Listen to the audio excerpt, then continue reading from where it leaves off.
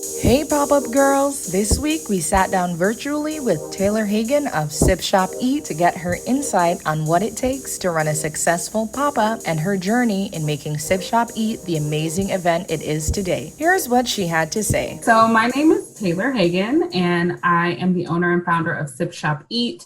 Sip Shop Eat is a community that just loves to spotlight indie and emerging brands, bloggers, and creatives of all walks of life that specifically specialize in food, style, and drinks. We historically hosted in real life pop-ups, but since coronavirus hit, we have pivoted to be more online and offer virtual experiences ranging from cooking classes to DIY candle making classes, along with some other ideas we have in the works. Okay, that's exciting. Yeah. Where did you find the inspiration from for Sip Shop Eat? Sure. So it's evolved over the years. It actually started, it wasn't necessarily my idea when it started. I always have to tell this story because I got into this. I was doing pop-up shops in New York City when I used to live there for my vintage brand. So I used to run a small online vintage shop, and I would do pop-up events to sell in person because a lot of small entrepreneurs actually rely on pop-ups to make income, as did I. So I was a new mom. I had my second child, a new mom of two, and I was doing these events in New York City and often found myself like really struggling through the events. In New York City, it's hard to find places to park for these events. A lot of the organizers don't care about the vendors necessarily. They don't provide water or food or chairs, and everything is an add-on fee. Oh, okay. Vendors. And so I just thought, there has to be a better way to offer these events and make them more vendor centric and really offer an experience that caters to the vendors. And so that's where the idea came from. Since then, it's really evolved with the kind of takeoff of other pop-ups and the immersiveness of them, and just always thinking of ways to really engage the millennial demographic as well as the now Gen Z demographic, and what would get them to come out and discover indie brands and shop small and celebrate food and style in a fun and exciting way that also really supports the vendors that we work with. Okay, that's awesome. How many pop-ups in total have you done so far? Well, we've been in business since 2017, and that year we did 4. In 2018 we did 6 or 7. In 2019 we did 7 again, and this year we haven't done any. But this year doesn't count, Taylar. I think we can all agree that we'll do what we need to do, but 2020 is pretty much canceled. Yeah. It's like when you do your progress report at the end of the year, what did I accomplish? You can give yourself a pass. It's like the pass or fail class you take. Right. It's just I made it to the edge. Exactly. That's what I keep telling myself. So. But I would say overall, a little over 12, 15 total events. Okay, that's cool. Which one of those did you feel the most accomplished putting on? You might have put in a lot of work or time or just getting the resources together. Mm-hmm. Which one do you feel? Well, I don't necessarily really evaluate them individually because it's always been a learning experience. I had very limited event organizing experience before I got into this. So a lot of it has been learning as I go and seeing what guests respond to, whether it's, because at our pop-ups we have drinks. So we sell tickets and we get people interested in shopping while they're drinking. So we make specialty drinks at the event. So we evaluate which of the drinks people liked, which ones they didn't like.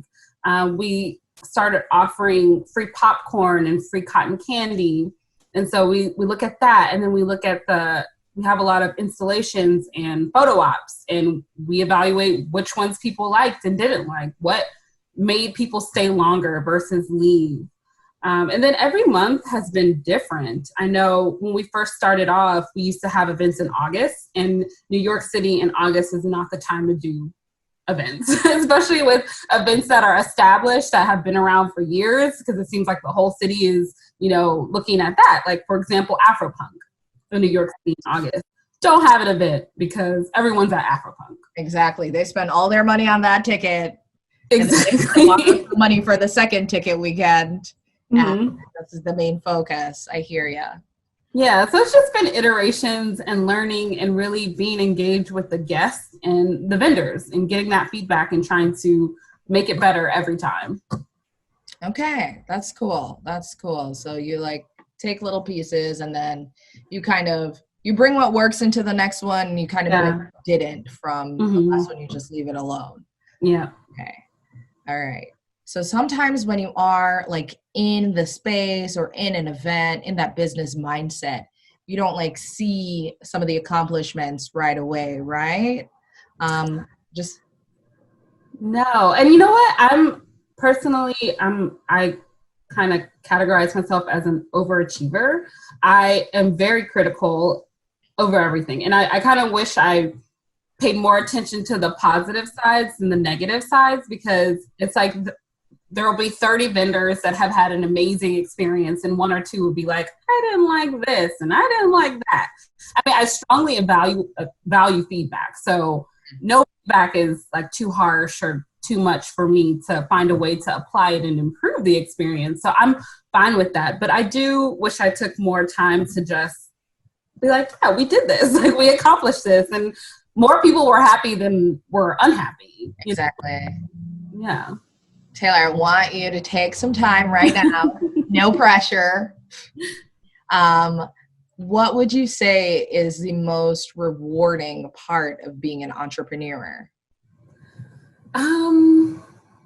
Well, for me, in my particular business, I work with a lot of other entrepreneurs. Mm-hmm. For me, the most rewarding thing is seeing their growth, honestly, and in some way, in any way, contributing to that. So we'll get a lot of first-time vendors at our events, or vendors who made their first sale in person. Or, now that we're moving into this virtual space, we're engaging with brands on Instagram Live or on Zoom, and they're hosting these virtual classes. And when we approach them for these partnerships, sometimes they're like, oh, I've never done this. I don't really know how I'm going to do it. And we just say, we don't either. Like, we're just kind of winging it and seeing what works. And it allows them to explore an opportunity they may not have otherwise. And so having that like light bulb go off, that really satisfies me.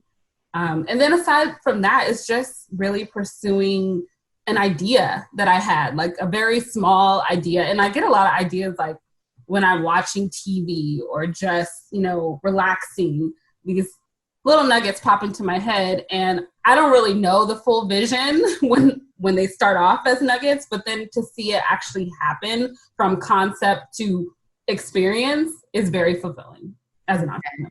With those little nuggets, do you like write them down in a journal? I know a lot of people are journaling these days. Do you like write it down in your journal or something as you reflect on your day and then like kind of go back to it, or like you reread your notes and build on it, or like you leave it there and then something else triggers the memory and then you're like, oh yeah, and you connect the two and kind of build on it?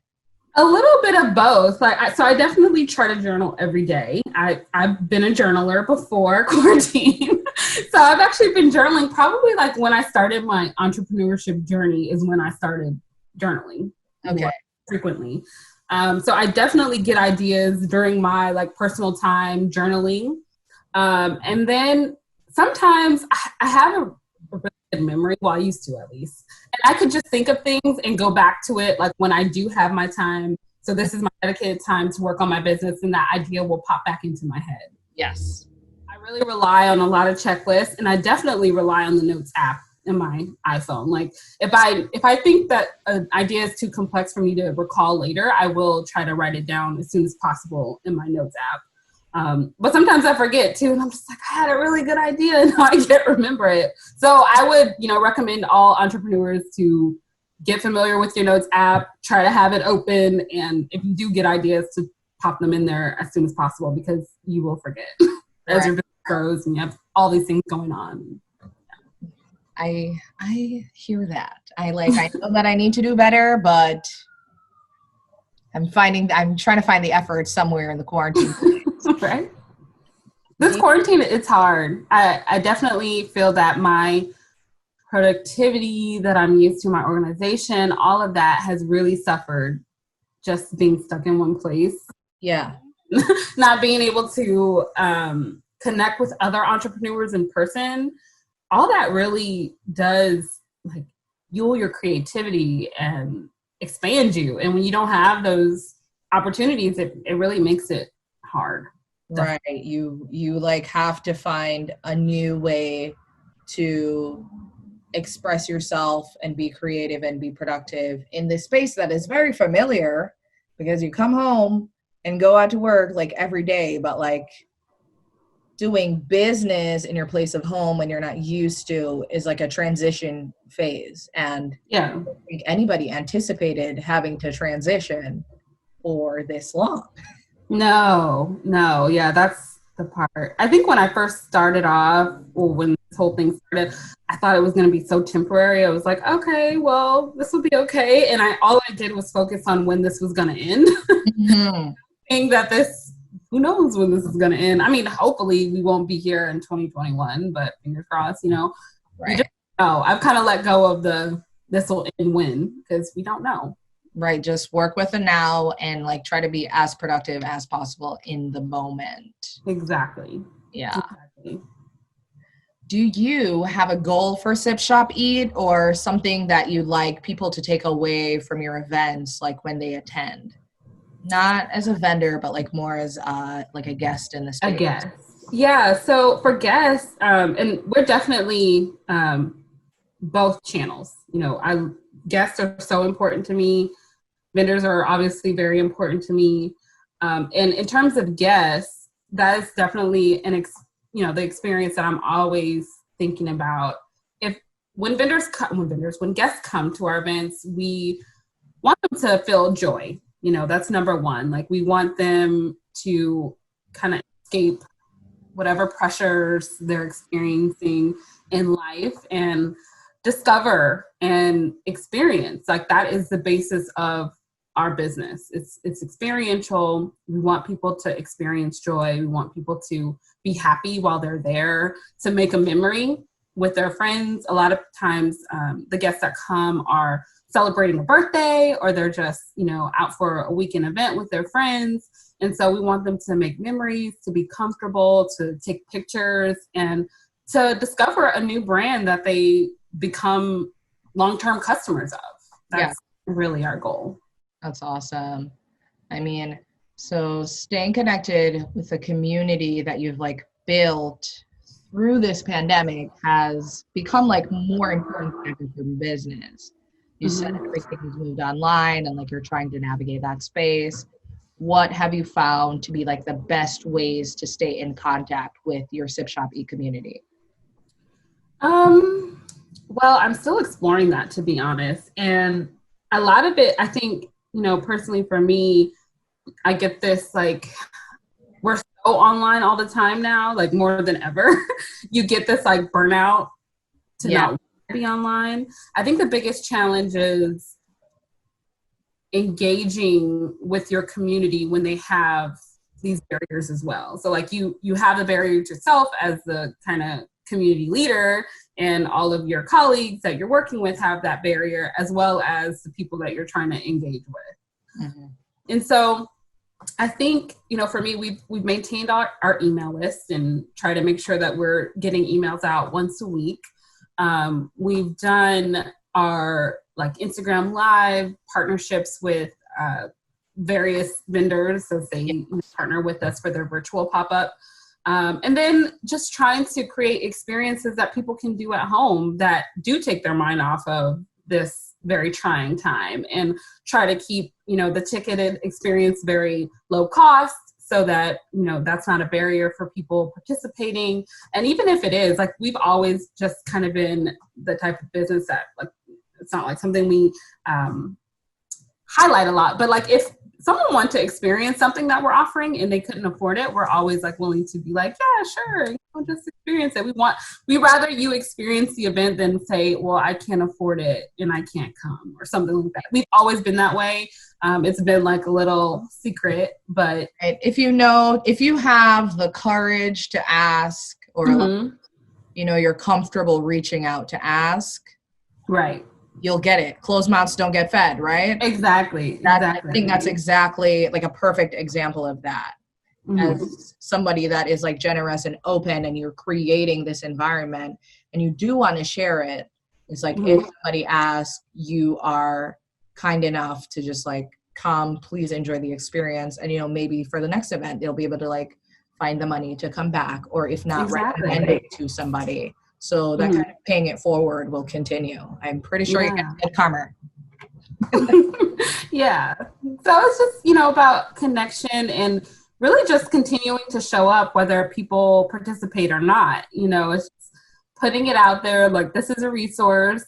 These fun events that are online, low cost, you can do them from wherever you're at. You can use your own materials, or you can purchase them from the affiliate that we're working with. And it's like a big pie, either they're purchasing directly from the blogger that we're working with, or the vendor, the brand that we're working with, or they get their own materials. We try to think of things that people already have, that's not going to break the bank, like the macaroni tutorial we did. Like, most people have macaroni at home. Most people have most of these ingredients at home, so they can do them very easily. And it's just popping in for that session and taking their mind off the experience. Right. I think that was really good for me that Sunday night. I was like really excited, and it was nice to cook with people. Yeah. I do miss the experience of the eating part with people. When I lived overseas, in the culture, they have this saying, food tastes better with company. So like, don't eat alone. And just like cooking together with the team of us gave me so much joy.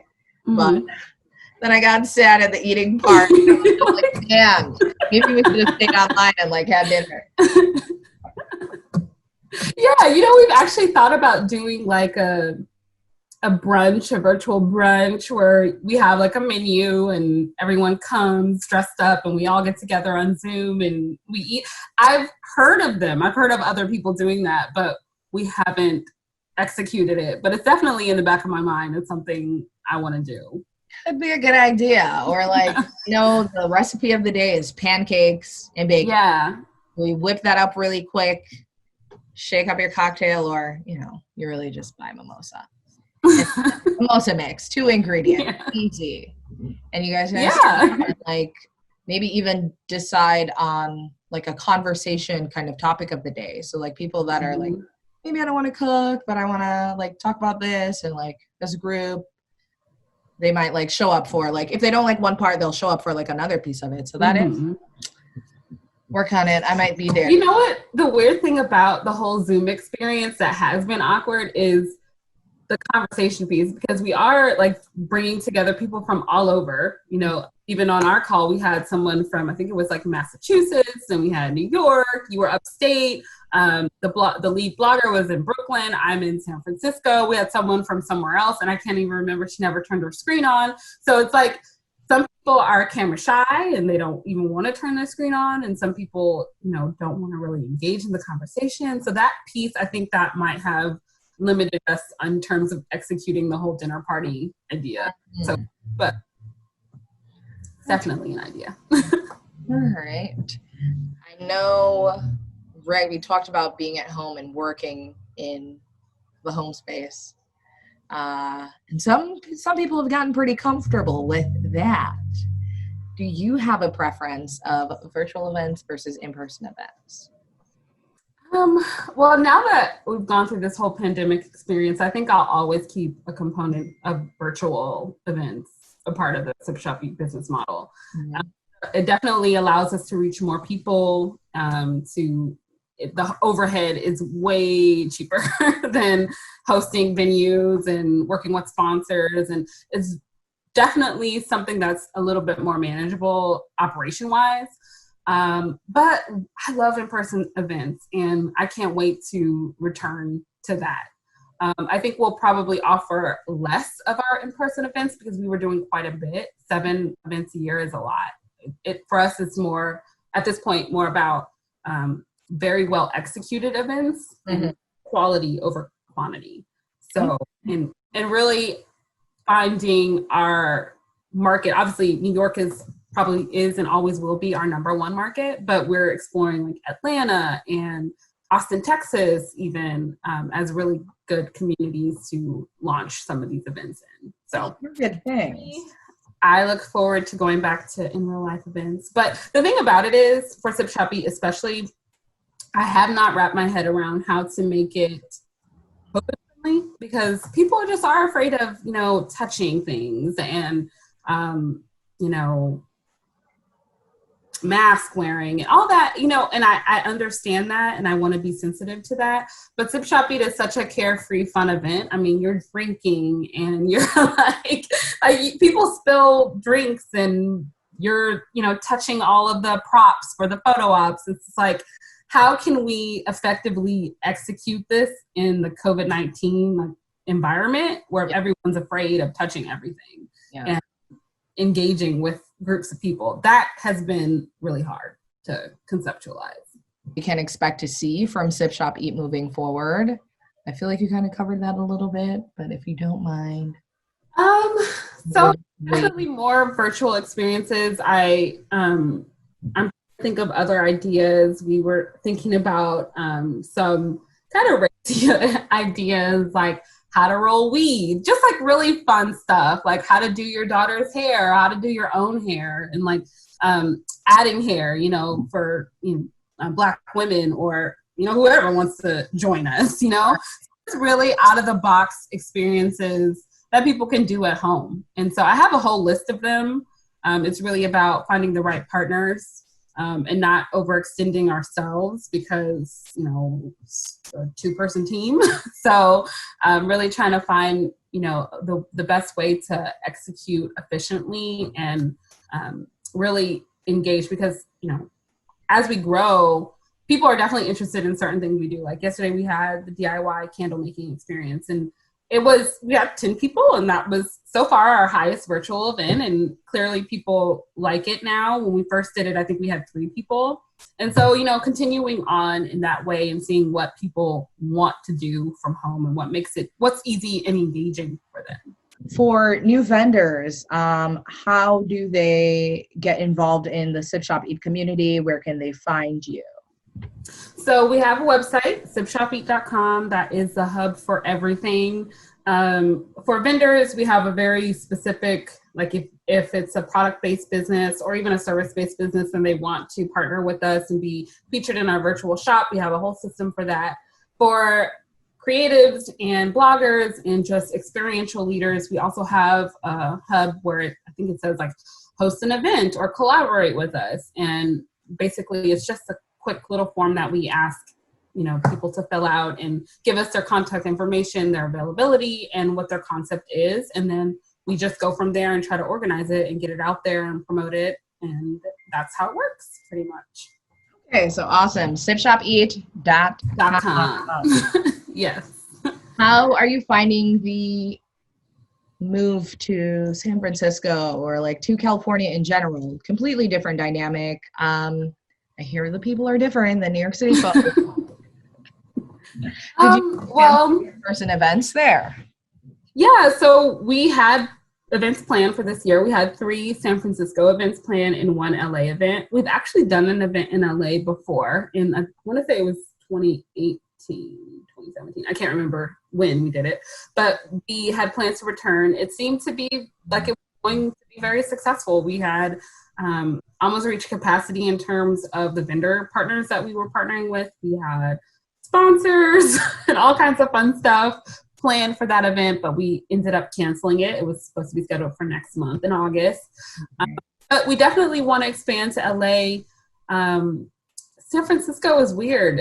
It's different. It's not necessarily what I expected it to be, but we haven't executed the event here either because of COVID. But it seemed okay. It seemed that it would be interesting.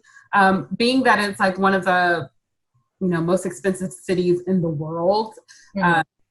You think that there's this really big entrepreneur community here, but it's not necessarily. It's not as popular as it is in LA and New York. And New York will always be our home forever. You want to tell us when your next event is going to be? So we do have a DIY DIY jewelry making experience. I want to say it's next Thursday. So feel free to pop into that and participate with us. That one's really fun. I had my first jewelry making experience a couple months ago, and it was really, satisfying. It was nice. Just sip some wine and make some earrings. Okay.